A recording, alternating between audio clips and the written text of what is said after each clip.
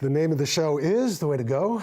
My name is Alan Bendich. I'm going to be your host. Tonight we have a beautiful producer, actress, and friend, Nancy Cejari. Hello. Welcome to the show. Hi, Alan. Thank you very much for inviting me. Thank you for coming. I can't believe it. I'm so happy you were here. You've worked with me so many times, right? And we've had so much fun on the set. And now you're on. And that was with Scriptless, and now you're on The Way to Go. I know. I really appreciate all these years I know you. It's just an amazing time, especially when we are working.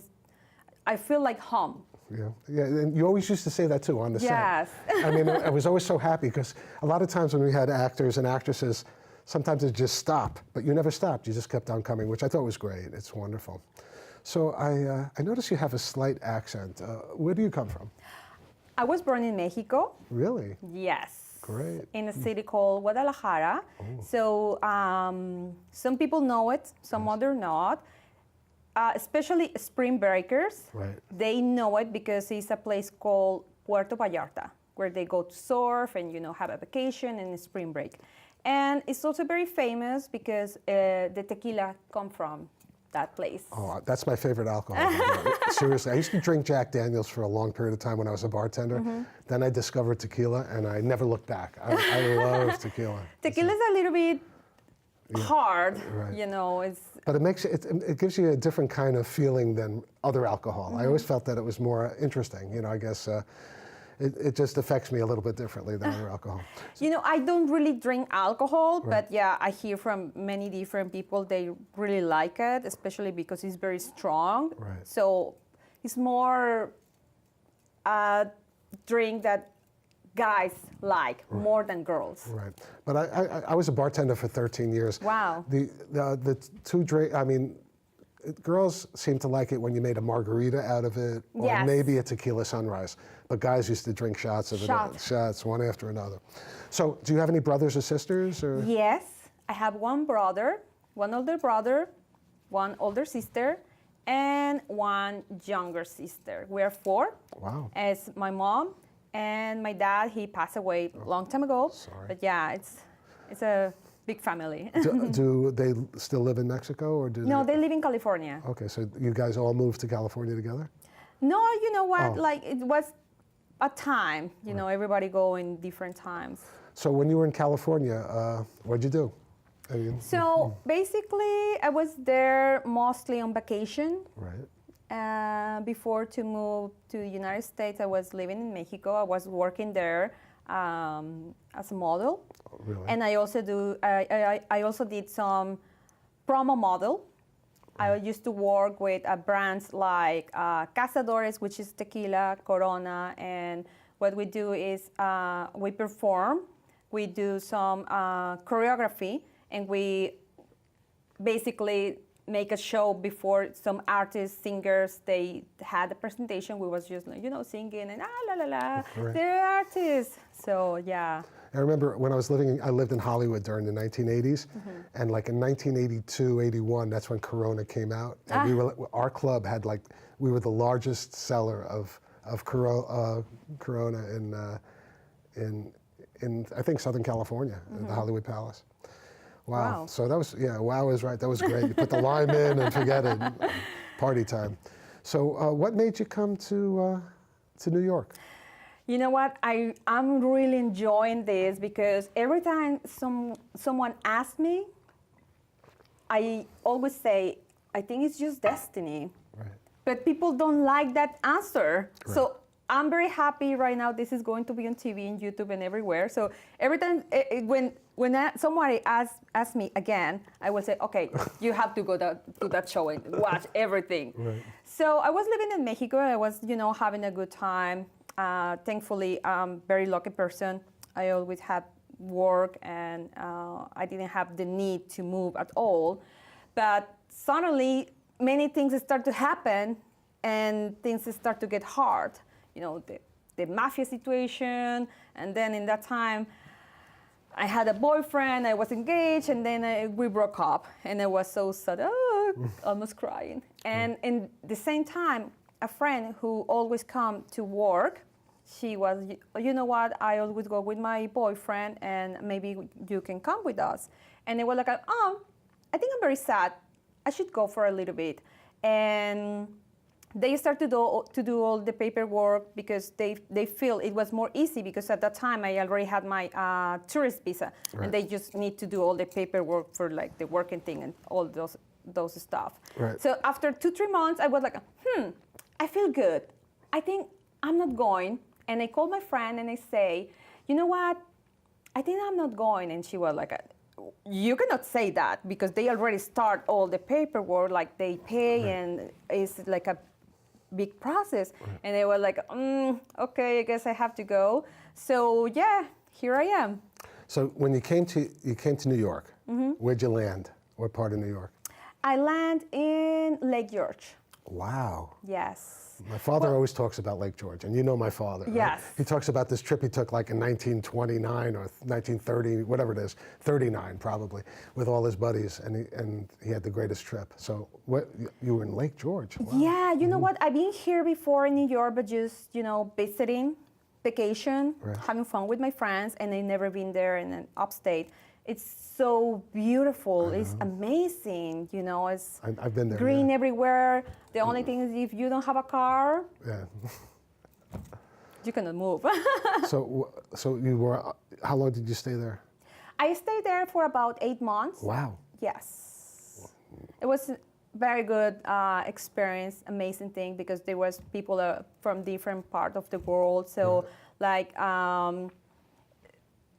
I learned so much about other cultures because I always been very attracted to learn from other people. And New York is just amazing because you can find absolutely every single person from every part of the world. Wow. Yes. So it's pretty like a cosmopolitan kind of Yes. place. That's pretty cool.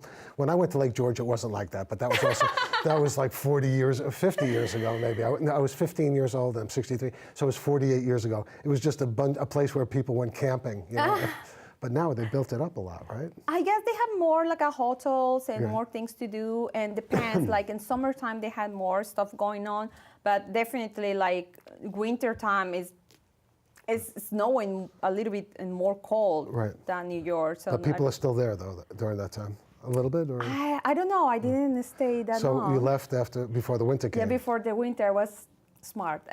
So did you come south? Did you come to New York City after that? Yeah, I went right away to New York City, and like one thing took me to another, and the city itself started to tie me up until a point where it was like, something is going on. Seems like New York City don't let me go. Wow. So you're in New York City, and how did you start getting into the show business aspect of New York City? That was Because you're a another producer beautiful thing. actress, right? Yes. I didn't start to. I wasn't really looking to get into business. Right. I was more like New York City is tough and it's expensive, so you need to do something. Right. So I was kind of desperate, looking for work, and I remember like in the movies, like you always see that post in Right. the newspaper, and they were like, no, I think that's too much. And suddenly I was like, okay, let me just try it. This is a casting, let me just go. So do you remember your first audition or casting? There was an audition for a short film. Right. I supposed to be like the best friend of the main character, Right. but I went and they give me the role. We film, Right. but it seems like I never come up. Right. So So that was weird. So it went on the cutting room floor, right? Yeah, that was a ghost film. But was it? I mean, I remember the first time I got my first part. It was like, wow. Oh my God! Yeah, I was so excited. I could not believe it. Right. So, do you remember what happened after? I mean, did you do a bunch of short films, or what did you? I started in that short film, and then in the same with the same company, I met a couple of people who recommend me to go to some other places, Right. and they start to connect me. So I went here and there, like looking for other options, and yes, one thing after other. And these people were good people, right? Very good people, yes. Have you been lucky with that as well? I've been very, very lucky, but for sure, like, I did a couple times when I sent my information and they seem to be spam people. Right. Oh yeah, I've had that too. I remember once I went to an audition, and the place, like it was like all the way in the back and like in this place, and I go and no, there's no audition. It was just like a make-believe audition posting, and believe me, I was very upset about that. Yeah, that could be very scary, and especially, I guess. Especially if you're a doll, beautiful woman, whatever. That's what I would be very afraid if, under those circumstances. I mean, even in Hollywood when I was younger, I remember this guy once asked me. This guy was auditioning for as a manager. He was going to be my manager or my agent. Mm-hmm. He asked me to take my shirt off. He wanted to see if I had like a six-pack. And so it's like one of these weird things, It's That's like, so weird. I know that was Hollywood back in the '80s. Oh wow. Very strange, very strange. Yeah, you know what? I was just talking with a friend, and she was saying like somebody, because she's now living in LA, right. and somebody ran into her, and they was like, "Oh, we like you so much. I think you should be an amazing part of our team, and you are great to be an actress." Right. Okay, they take the information and everything, so they start to send her to some auditions. Right. And then one day, oh my God, we got something for you, and she was like so excited. And they say, okay, we will give you this check to buy some stuff for wardrobe. God. And then she went. Right, to pick it up. She went to pick it up, and then after that, she went to the bank. Yeah. It was. Bad check? Yes. Oh my God. And they were like, hey, like you're trying to scam. And she was like, oh my God, no. So it was a very bad experience for her. Right. See, at least in the '80s, when I worked on most of the stuff that I did in Hollywood, everything was like a SAG production. So it was all union, and you knew at least what you were getting involved in, and most of the stuff was above board and all this stuff. But we live in a different world now with even in my shows, which are not non-union and things like that. It's you never know what you're going to get when you go to an audition for a non-union show, I think. Mm-hmm. Well, in that case, I try to be more. I try to ask. Right. To some people around, hey, do you know this person? But most of the time, I just work with people I know, and right. Like when JT introduced me to you, I knew right away I can trust on you. Right. So I don't really try to be that desperate, right. going to find things. But I remember I remember being desperate. I wanted to work. I wanted to work. Really? Especially what happened was when I came back from Hollywood and came to New York, because I had my SAG card, I couldn't work in anything because everything was, I couldn't find any SAG things to work on, and I wasn't allowed to work on non-union stuff. Mm-hmm. So once I became FICOR, which allows me to work on both, things opened up. But I was desperate. I mean, I wanted to work, and I just couldn't because I couldn't find SAG work. It's difficult to get SAG work. So here in New York? Yeah. It's, you can get SAG extra work, but to get SAG acting work, okay, yeah. that's what I'm talking about. SAG extra, I've done enough extra stuff in the 80s, before I got my SAG card. I didn't want to do any more of that, basically. But maybe when I'm retired, I'll do it. It's easy money. And I remember my father and mother used to come visit me in Hollywood, and I'd get them on the shows, and they'd be able to eat and get paid and all the stuff. So it's fun to do extra work when you're in your 70s or 80s. So how did you so you started auditioning. Mm-hmm. When did you meet JT?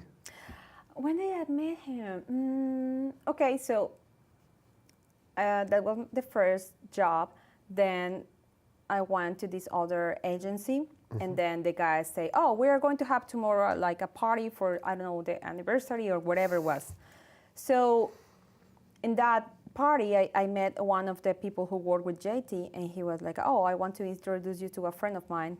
After the party, we can go, and you can meet them. Right. Maybe they can recommend you to go to some places. Right. And they were like, okay, let me try. Right. So I went, and the JT was very nice. He was always so optimist. Right. Yeah, he is that way. I think, some people, I don't know what their problem is, but JT is a great guy. Ever since I've worked, everything I've ever done with JT has been positive. he's used me in a bunch of stuff, and he's introduced me to wonderful actors and actresses. Before the show gets any longer, not longer, before we keep on going, you did bring a clip, though. I want to share with the audience, some of your That work. would be scary and amazing. Okay, so, and this clip is, what the first clip, is that from, what's the name of the show? Okay, Or is that's it real? the character I'm playing is Robina. Yes. Robina is an assassin, and this is played in a TV show called The Fever. The Fever? Yes. And you're an assassin? And Yeah. you're Ravina? But you know what? You know me in the real life. I don't know. even kill a fly. Yeah, everybody's a kitty or a kid. Yeah, everything's a kitties. Okay, so let's watch this video. Yeah, let's do it. Okay, have fun. You're early. Good afternoon, little rich bitch. I hope you realize we only need you for your money and your obsession with the QOP. But now that we have what we want, it's time to say goodbye. Besides, you run your mouth a little too much. And you know how I am. I don't like snitches. I won't tell anybody. Yeah, you're right. You won't.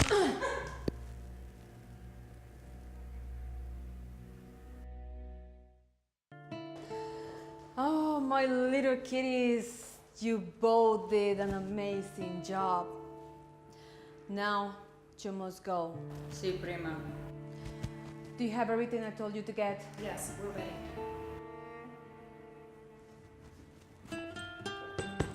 Take this. It is enough money for you to have a very good life in Mexico. But you can never come back. Yes, we understand, prima. Now run with the night and remember, la familia primero. La familia primero. Okay, too much. Go, go, go, go.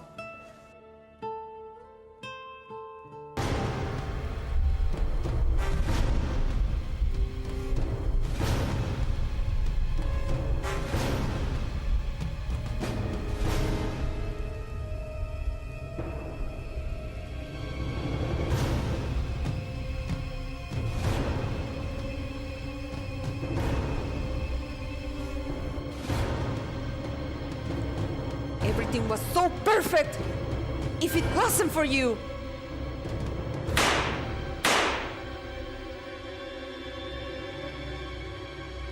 I hate snitches. Now, I'm gonna make sure you won't even snitch in hell.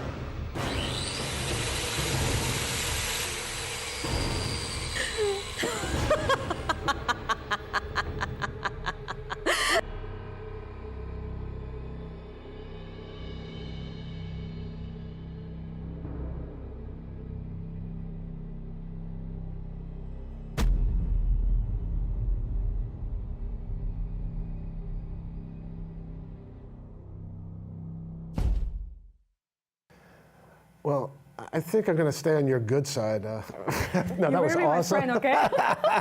That was awesome. I've never seen you act like that. It was great. It was awesome. But Thank most you. of the time when we work together, you're so sweet, or you're so funny, or you're playing a cop or something like this, like a detective trying to find a place in your tight dress to put the gun. It was like, those were, and scriptless, and that was funny. Like, where do you keep your gun? It was so silly. But this was great. Congratulations. Thank you so Wow. much. So how'd you get this part? So I was in this, I guess, networking event, and I met the directors there. Right. So we were just talking, and they say about the show, and then after like some days, they invite me to Right. audition, and they have that character for me. So we're like Right. an assassin. How I will do that? I say yes. I didn't say, oh no, I don't know how to do it. But they were, yeah. I know everything. And then I was like, okay, I need to, get a feeling or something. I start to Google some like serial killers to try to get some information. Right. And it was kind of weird, especially every time I see the clip, it's like, is that me? But it was so good. I mean, you were really into it. You could tell that, you know, that you were Ravina in that, really. And knowing you, I could tell that that was like really great acting. Oh, thank you so much. Bravo, really. I'm really impressed. Congratulations. Thank you, thank you. It's funny because most of the people who see the show, they think I'm very mean. Right. But like it's only someone that know me from before. It's the exact opposite. But that's what Something acting is all. opposite. That's what acting is all about. So we had another person from the show, I guess, Lulu. Yes. She played on the same. She was here, so and she also played opposite. I mean, different character than what she was in real life. So it was great. I mean, so how long did it take? You know, how long was the shoot? For that scene, it was different. Actually, that's a clip that they did it for me, but it's from 3 different episodes. 3 different yes. episodes. So all the season, the second season of The Fever is they're trying to catch me because they don't know who killed the girl. Right. So yeah, I'm running away. So I guess at the end that was a tongue that you had. Yeah. What was it? What was For it really? the snitches. What was it? What? If you don't mind, You know what? opening up the veil of what it really was. Actually, I don't even know what was that because It looked like a tongue. it looks like, but I don't know where they get it. That was in my hand. Right. When you finish a scene like that, how do you feel? I mean, because I remember there'll be times when I come back from a set, like after a shoot, and it's been a while since I worked on other people's shows, but all of a sudden it's like a dream. Like, did that just happen? And I don't know if you have that feeling sometimes. Yes, it's weird because you feel some adrenaline. Right. I was there and I really feel some adrenaline. Right. And it is. I didn't really kill anyone because you cannot really. Oh, you really see. didn't? No, Oh, I thought you were. I thought you were a mass. I thought you were a mass murderer. I just pretend, but nobody was there. Like I see. me on my knees pretending somebody is there, but no. But anyway, you need to feel it because that's why the camera's on. The camera's on you. You better feel it. Right? And that's what the people like, you know. Exactly. So. But I mean, I love acting. I love acting when it's really working, and then you're really in that scene. And isn't that like the greatest feeling? I mean, it's a real challenge, and I really love it, as you say, and you can be agree with me because you can express different feelings, Right. and that's amazing. right. So, is this over, or is there going to be another season for? It's a series, right? It's a series. Right now, they start the 3rd season when I'm going to be there again. But like since they killed me, Right. it's going to be my twin sister who is going to try to revenge. That's great. We did that on Scriptless. I had the guy that was supposed to be in here today that didn't show up, no. Anthony, and I got him killed in the 2nd episode of the show, of the original Scriptless, and I was watching. We were editing the 2nd episode. I said, "Wow, this guy's great." So I brought him back as his twin brother. So the same thing. It's weird. It works. It's interesting. It's supposed to be like a different hair. I don't know, change a little bit the character. So which one? Yeah. Which one is more pretty? The one who died or the one who's alive? I have to decide. So what color are you gonna? What color is your hair? I don't know yet. They want some like a redhead or blonde. Oh, red. That would Yes. red hair. I That like would- redhead. Yeah, yes. that would be nice. My mother always wanted me to marry a redhead. I don't know why. What They happened? I married a brunette. That's what happened. But she always wanted. I don't know. She wanted grandchildren with red hair for some reason. Yeah. Well, they start to disappear. So Right. So what's next? What other projects are you working on? So basically, they like it so much. They really like my work as Ravina, and the audience, they really love it. It was great because when Well, obviously you were into it. I mean, the scenes were fantastic. when we did like the screening, Yes. everybody was clapping and screaming. And well, like in the beginning, I was like, I think everybody will hate that because it's somebody killing another person. It's like so crazy. But you sold it. That's the whole thing. I mean, Yes. that's the whole thing. So I think they really like it, and they decide to make a show about Ravina. So Right. it's going to be a spin-off from the show The Fever, now Awesome. with Ravina, and the name is Ravina Lives. So how many episodes will be the next season? The next season is going to be 10 episodes. Right. And how could you see it? So it's a network called Poison TV. It's like What a is it?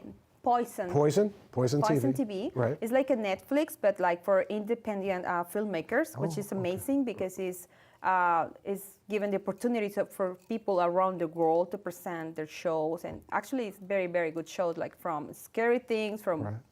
funny things. So are the directors part of that network, or is it? Yes. Is it their network? Yes, it's their network. Yes. Okay, so that's cool. So I wish you really a lot of luck with that. That's awesome. Yeah, me too. And one thing I do know about the show is, because I've seen some of the things on Facebook, is like, I mean, you are the most beautiful person on the show, but there are other beautiful women on that show. That's one thing I've noticed. But the director knows how to draw the men in. You know, they have a very good selection, and especially they want to show New York as it is, like Right.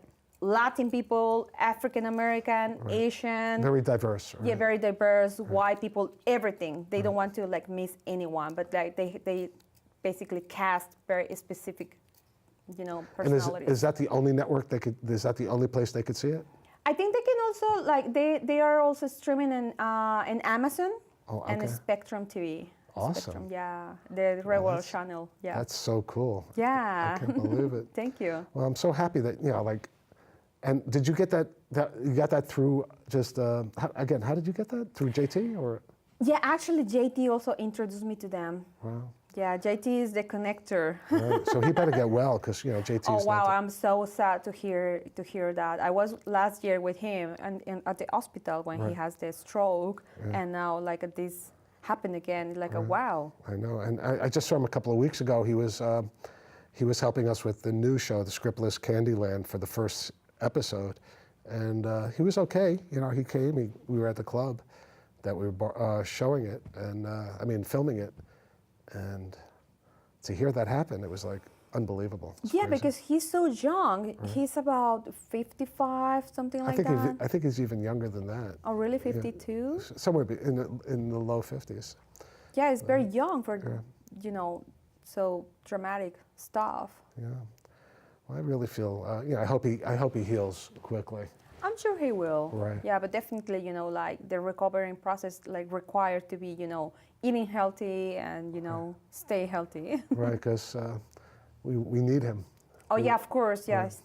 He brings so much happiness too, so we Right, need and- people like that. And we definitely don't want him to end. No, definitely no. But there's another thing that I don't want to end, but unfortunately it's come to that point. There's only one thing left to say. That's a wrap. Good night, folks.